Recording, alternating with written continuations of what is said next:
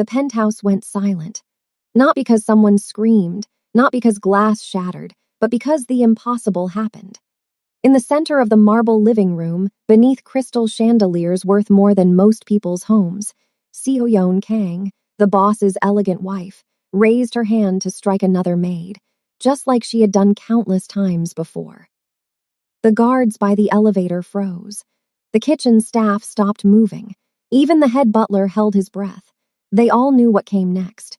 Seo-yeon always left marks when she was angry, and today she was furious.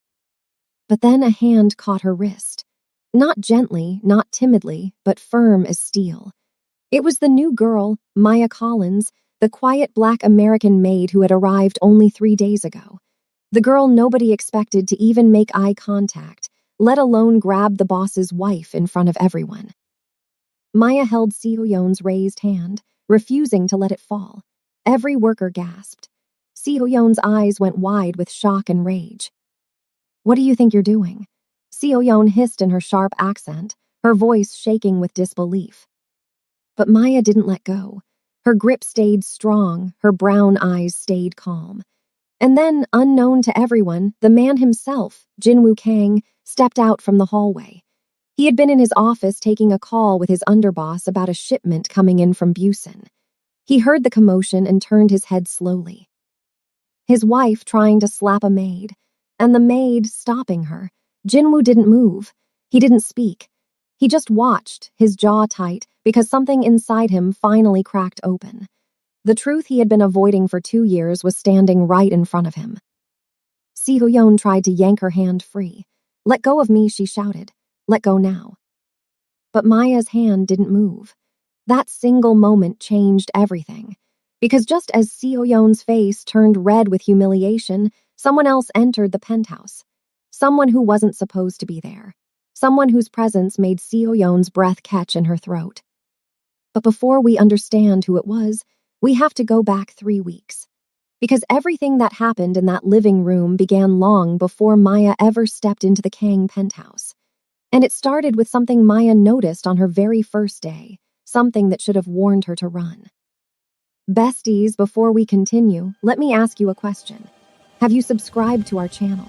If not, please do so to help this channel build a strong community, and tell us where you are watching from in the comments section. Maya had arrived on a Monday morning, her small suitcase in hand, her heart full of hope. She needed this job desperately. Her grandmother back in Detroit was sick, her younger brother was struggling to stay in school, and this position paid 3 times what she could make anywhere else. The agency had been clear. The Kangs were wealthy, private, and demanding, but they paid well and on time. That was all Maya needed to know. The head housekeeper, Mrs. Chen, an older Chinese woman with kind eyes, led her through the penthouse. It was massive. Floor-to-ceiling windows overlooked Central Park. The furniture was all imported, the art on the walls worth millions. Everything gleamed like it had never been touched. "Mrs. Kang is very particular," Mrs. Chen said quietly as they walked. "She likes things done a certain way. Don't speak unless spoken to. Don't make eye contact unless necessary. And if she gets upset, just apologize and move on." Maya nodded, taking mental notes. Sounds strict but manageable. Mrs. Chen stopped walking and turned to face her. Her expression shifted, something darker crossing her features. "Maya," she said softly, "if Mrs. Kang ever raises her hand to you, just let her." Maya blinked. "Excuse me." Mrs. Chen glanced around nervously, then leaned closer. "She has a temper. She hits when she's angry. We all just endure it. The pay is too good to walk away from." Maya felt her stomach tighten. "You're telling me to let someone hit me?" Mrs. Chen's eyes filled with regret. "I'm telling you to survive. The last 3 maids who fought back were fired on the spot with no references. One of them had a child to feed. She couldn't find work for months." Maya wanted to argue, wanted to say she wouldn't tolerate that, but she thought about her grandmother's hospital bills, her brother's tuition. She swallowed her pride and nodded. "I understand." But deep inside, she made herself a promise. If anyone tried to hit her, she wouldn't just stand there. She couldn't. Her grandmother had raised her better than that. That first day passed quietly. Maya kept her head down, cleaned the guest rooms, served lunch without incident. She saw Mrs. Kang only once, a tall, elegant woman with sharp features and cold eyes, dressed in a cream Chanel suit. She didn't acknowledge Maya's existence. She simply walked past her like she was furniture. But on the second day, Maya saw the truth. She was polishing the silver in the dining room when she heard shouting from the kitchen. A young Filipina maid named Teresa had accidentally spilled soup while preparing lunch. Si Hoyon appeared in the doorway, her face twisted with rage. "You stupid girl," Si Hoyon screamed. "Do you know how much that carpet costs?" "I'm sorry, Mrs. Kang," Teresa stammered, falling to her knees to clean it up. "I'm so sorry." Sorry doesn't fix anything." Then Si Hoyon slapped her. Hard. The sound echoed through the kitchen. Teresa's head snapped to the side, tears streaming down her face, but she didn't cry out. She just kept cleaning, kept apologizing, kept her eyes down. The other staff pretended not to notice. They kept chopping vegetables, kept stirring pots, kept moving like nothing had happened. Maya stood frozen in the dining room, her hands gripping the silver tray so hard her knuckles turned white. She wanted to run in there, wanted to say something, but Mrs. Chen caught her eye and shook her head slowly. "Don't," she mouthed. So Maya stayed silent. But that night, lying in her small room in the staff quarters, she couldn't sleep. She kept hearing the slap, kept seeing Teresa's face. And she made another promise to herself. If it ever happened to her, she wouldn't just take it, no matter the cost. Everyone in New York knew about Jinwoo Kang. People whispered his name in the streets of Koreatown, in boardrooms in Manhattan, in backrooms where deals were made in cash and silence. He wasn't just wealthy. He controlled the flow of goods through half the ports on the East Coast. Luxury cars from Germany, electronics from South Korea, and shipments that customs never seemed to inspect too closely. He owned restaurants, nightclubs, real estate. On paper, he was a legitimate businessman. But everyone who mattered knew the truth. Jinwoo Kang was a boss. Not loud, not flashy, but powerful in the way that quiet men with sharp minds always are. He had connections that reached from Brooklyn to Busan, from the docks of New Jersey to the boardrooms of Seoul. He paid his debts, kept his word, and didn't forgive betrayal. People respected him not because they feared violence, though he was capable of it, but because he was fair. In a world of sharks, Jinwoo was the one who kept the waters calm. But his greatest mistake was the woman he married. Si Hoyon Park had come from old money in Seoul. Her family had connections to politicians, chaebols, and old power structures that stretched back generations. She was beautiful, educated, fluent in 4 languages, and carried herself like royalty. When Jinwoo met her at a business dinner in Seoul 3 years ago, he was captivated. She seemed perfect. Poised, intelligent, charming. She made him laugh, challenged him intellectually, and fit seamlessly into his world. They married within a year. She moved to New York, and for a while everything seemed fine. But what Jinwoo didn't know was that Si Hoyon had always been good at wearing masks. In public, at galas and charity events, she was the ideal wife. She smiled, made polite conversation, donated to the right causes. But inside the penthouse, when no one important was watching, the mask came off. She screamed at workers in a mix of Korean and English. She threw dishes when meals weren't perfect. She slapped staff when they moved too slowly or looked at her the wrong way. And because Jinwoo was often in meetings, handling business, traveling between New York and Seoul, he never saw it. The staff were too afraid to tell him. They knew men like Jinwoo valued loyalty, and complaining about his wife felt like betrayal. So they endured. They took the abuse, cashed their checks, and said nothing, until Maya. On the 3rd day, everything exploded. It started with something small. Si Hoyon couldn't find her jade bracelet, a family heirloom she wore constantly. It was worth over $50,000, but more than that, it was irreplaceable. She tore through the penthouse like a hurricane, shouting in Korean, throwing pillows. Slamming doors. The staff scattered like birds before a storm. "Who touched my things?" She screamed, her voice echoing off the marble floors. "Who took it?" No one answered. No one dared. She stormed into the main living room where the staff had gathered for the afternoon shift change. Her face was flushed with fury, her hands trembling. She shoved one maid hard enough to make her stumble backward into a side table. She slapped another across the shoulder, the sound sharp and brutal. "Useless, all of you, trash." The workers kept their heads down, eyes on the floor. Some were crying quietly. Others just stood there, numb, used to this. But then Seoyeon's eyes landed on Maya, the new girl, the one who didn't know her place yet. "You, new girl, come here." Maya stepped forward slowly, her face calm but her heart pounding. "Yes, ma'am." "Did you touch my bracelet?" "No, ma'am." Seoyeon's face twisted. "You lie, I see it in your face. You people always lie." The air went cold. Maya's jaw tightened. She felt every eye in the room on her. "You people." The words hung there, ugly and sharp. Maya kept her voice steady. "I didn't touch your bracelet, ma'am." "You dare talk back to me."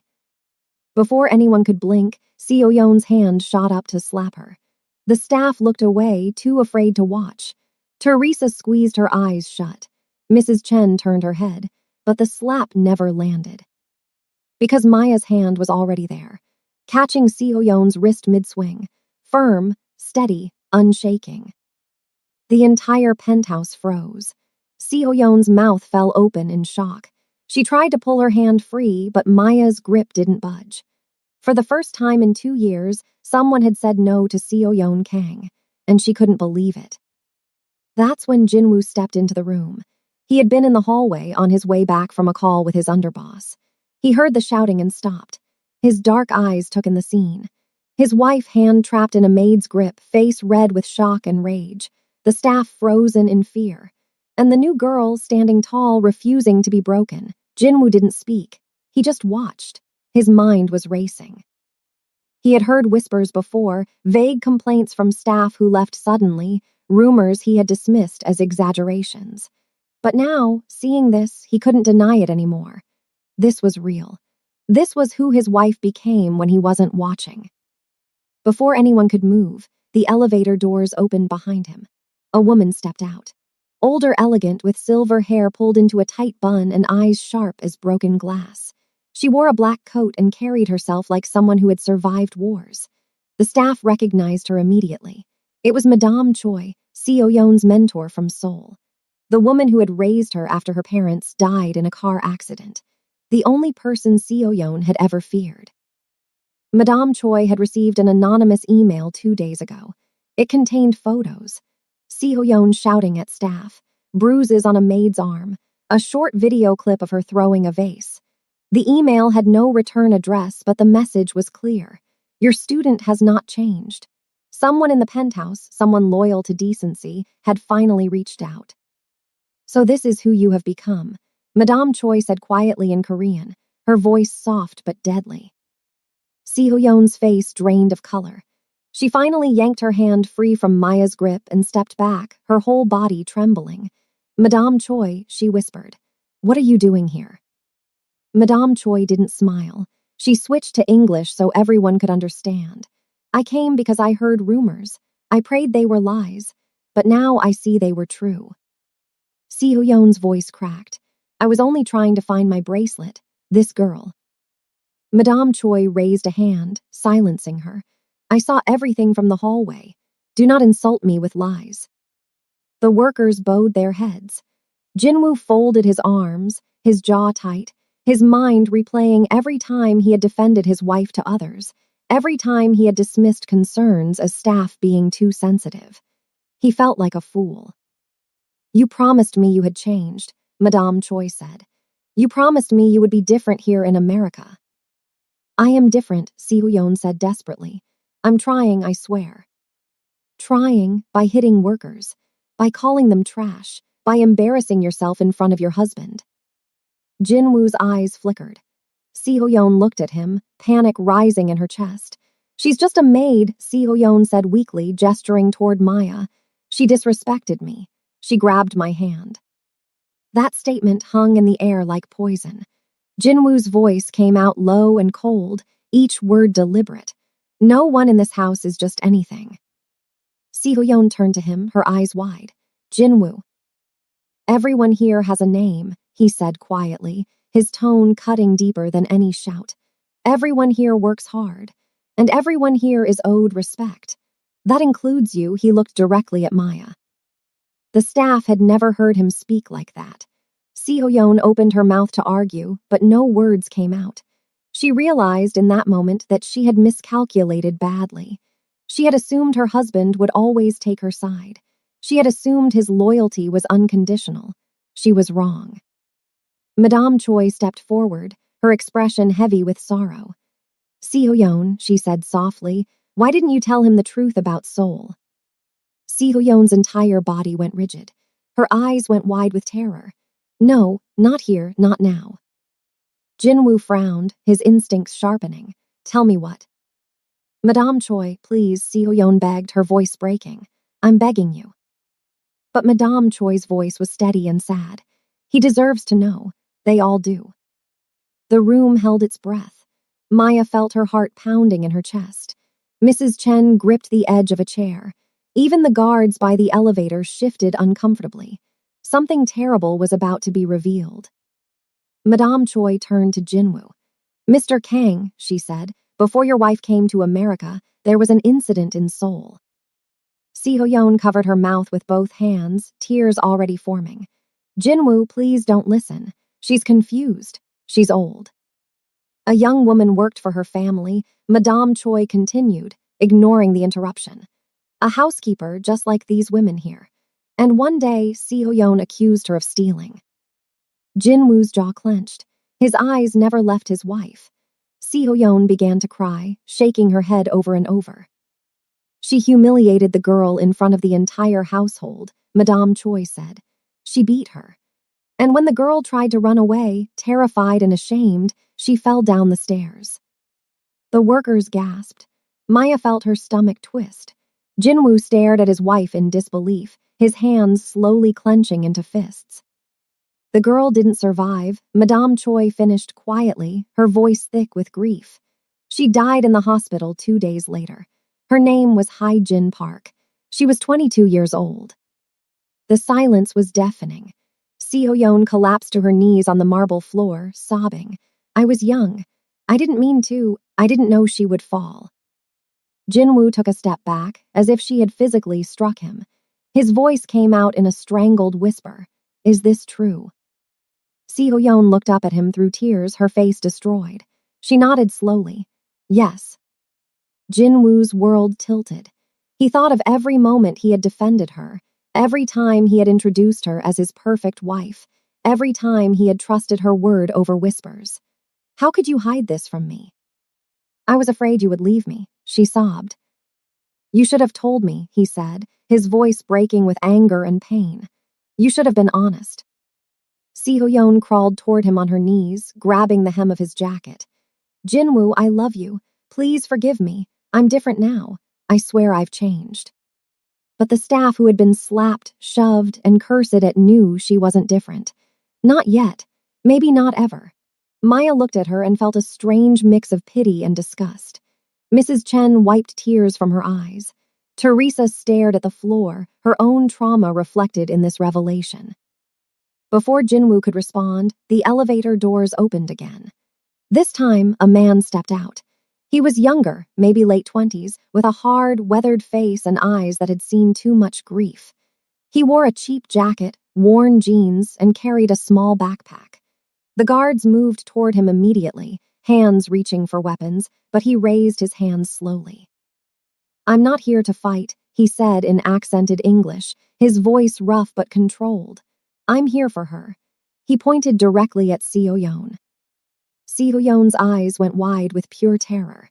She scrambled backward on the floor, shaking her head violently. No, it can't be. How did you find me? The man's voice was calm but filled with years of quiet rage. My name is June Park, and 6 years ago, your wife killed my sister.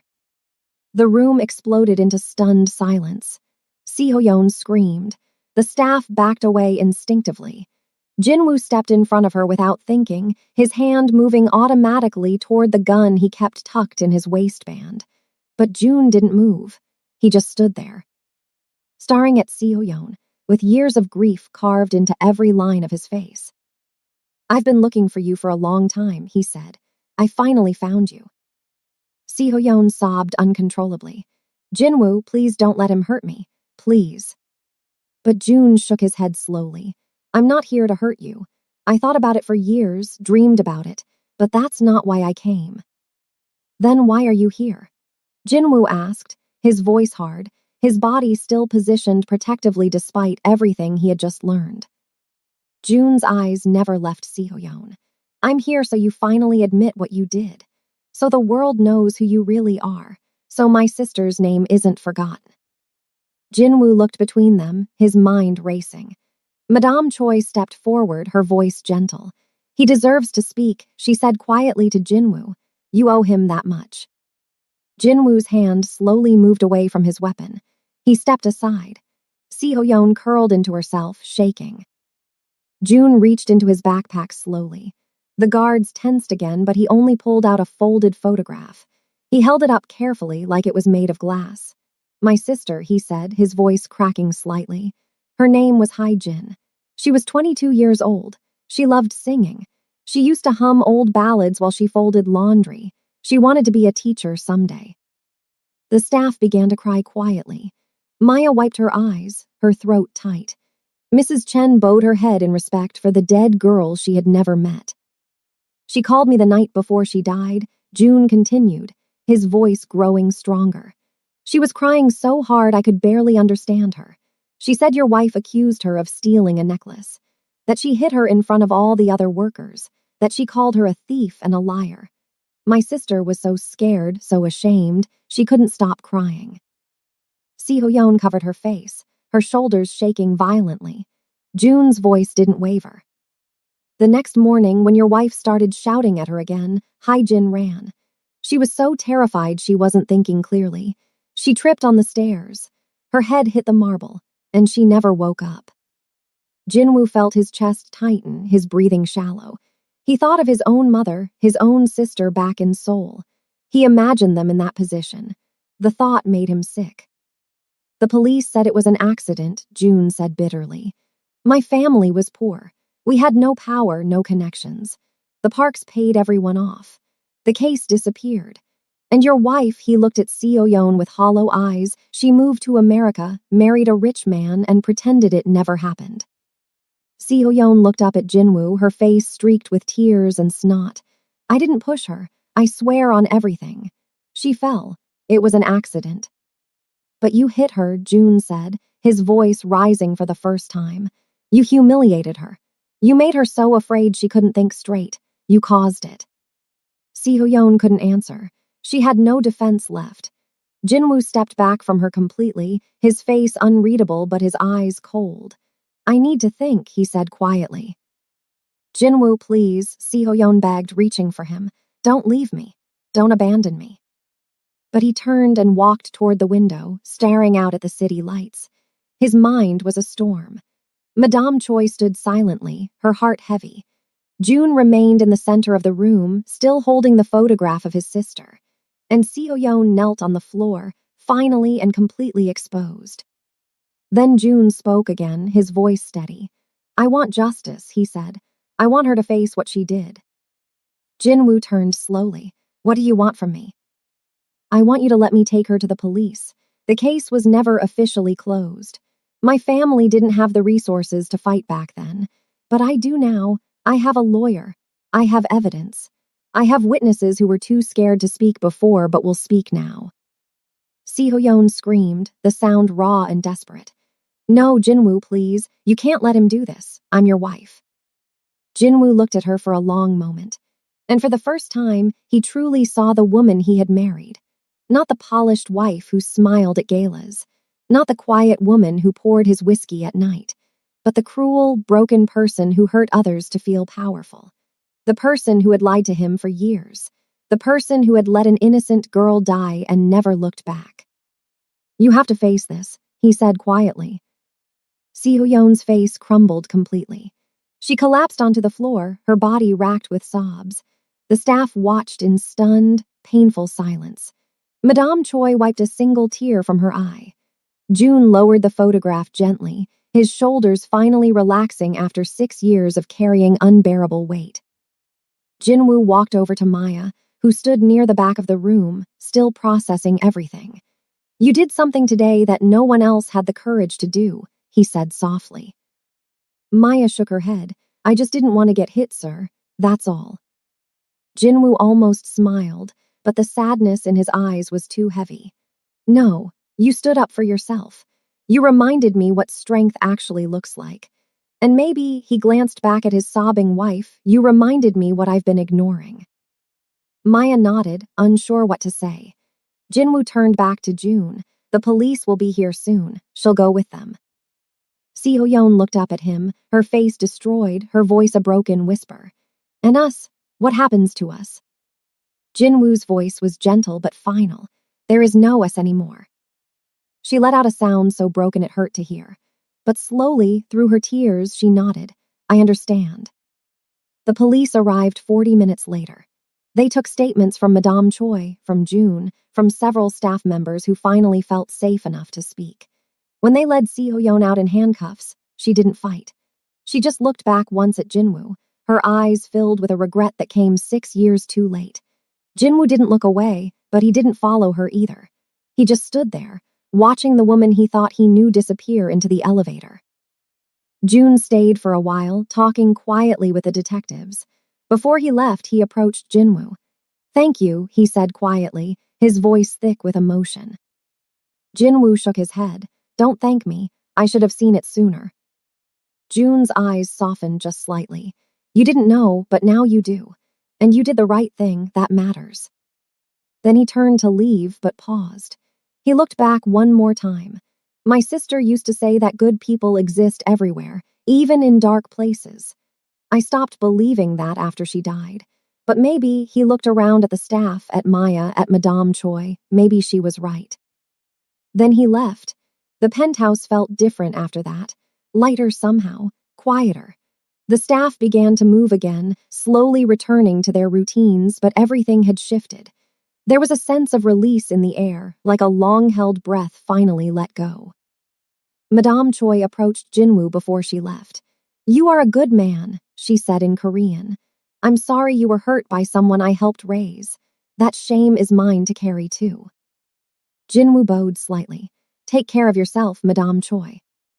She smiled sadly, touched his shoulder briefly, then walked to the elevator. The doors closed behind her, and Jinwoo was alone again with his thoughts. As the sun set over the city, painting the sky in shades of orange and purple, Jinwoo stood in the living room where everything had fallen apart.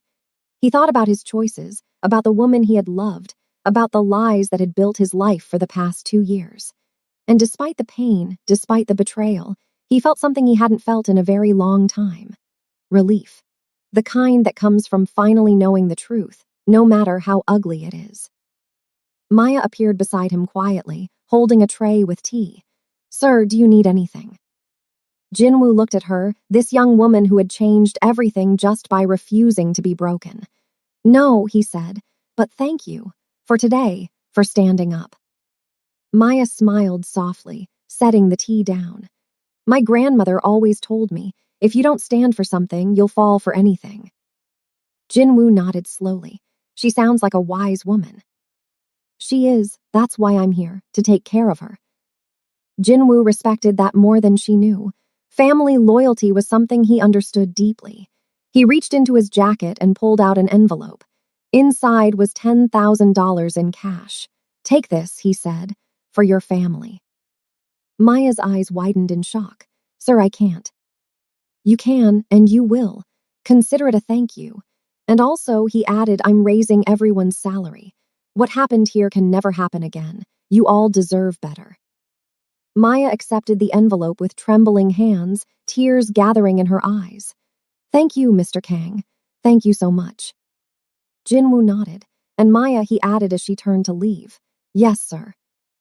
You ever need anything, you come to me directly. Understood." She smiled, wiping her eyes. "Understood." As she walked away, Jinwoo poured himself a glass of whiskey and stood by the window. The city stretched out before him. Millions of lights flickering in the growing darkness. His empire was still intact. His business would continue. But his personal life had been burned to the ground, and strangely, he was grateful for it.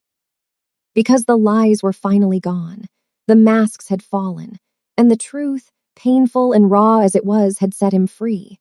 He thought about rebuilding, about finding someone real next time, someone honest. But for now, he just wanted to breathe. In the staff quarters, Maya sat on her bed, holding the envelope, tears streaming down her face. She thought about calling her grandmother, telling her the good news.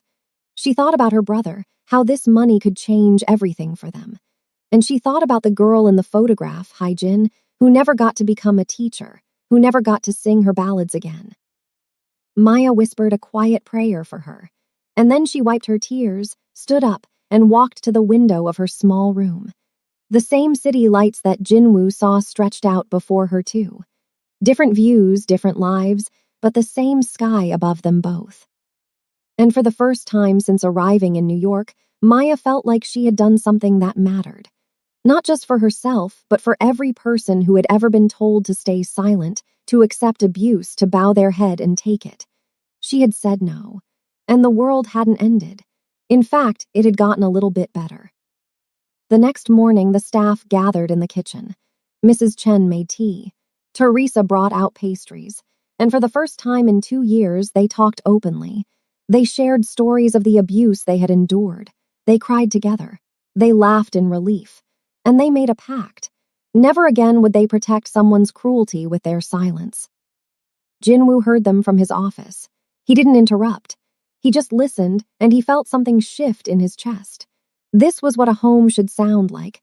Not silent fear, but honest voices. He had built an empire on loyalty and respect in the streets, but he had failed to demand it in his own house.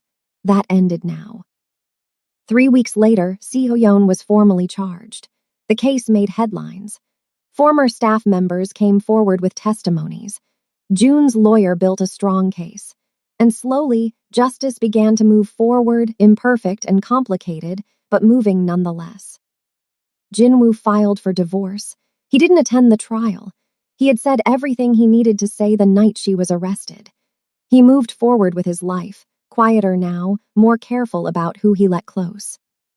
And Maya, she stayed. She worked hard, sent money home every month, and eventually brought her grandmother and brother to New York.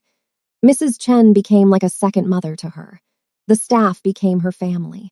And Jinwoo, in his own quiet way, made sure she was protected, respected, and valued. Because sometimes, the smallest act of courage can change everything. Sometimes, one person refusing to bow can break a cycle of cruelty that has lasted for years. And sometimes, standing up for yourself isn't just about you. It's about everyone who comes after you. Maya learned that the hard way, but she learned it, and she never forgot. If this story moved you, if it reminded you that courage doesn't always roar but sometimes just whispers, "I will not be broken," then do me a favor. Hit that like button. Subscribe to this channel. Because we tell stories here that matter, stories about real strength, real choices, and real consequences. Drop a comment and tell me, have you ever had to stand up to someone powerful? What happened? Let's talk about it. And remember, you are not alone. Your voice matters. Your dignity matters. Don't let anyone convince you otherwise. I'll see you in the next story. Stay strong.